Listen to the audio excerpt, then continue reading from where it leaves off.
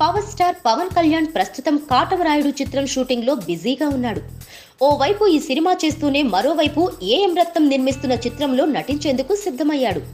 తమిళ వేదాళం చిత్రానికి రీమేక్ గా వస్తున్న ఈ చిత్రం దసరా నాడు ఓపెనింగ్ కార్యక్రమాలను పూర్తి చేసుకుంది. ప్రస్తుతం ప్రీ ప్రొడక్షన్ పనులను జరుపుకుంటుంది.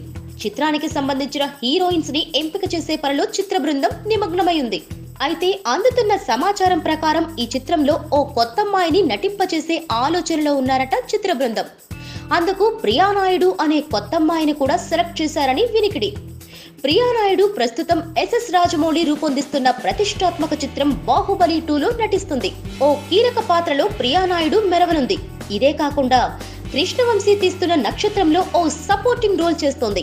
అలాగే శ్రీనివాస్ అవసరాల హంటర్ సినిమాలో కూడా చేస్తోంది. వీటితో పాటు పవన్ సరసన హీరోయిన్ గా ఆఫర్ రావడంతో తన దశ తిరగనుంది అనుకుంటున్నారు. మరి పవన్ సినిమాలో ఈ కొత్తమ్మాయి నటిస్తుందా లేదా త్వరలోనే తెలుస్తుంది. ఈ చిత్రం తర్వాత త్రివిక్రమ్ డైరెక్షన్ లో ఓ సినిమా చేయనున్నాడు పవన్ కళ్యాణ్.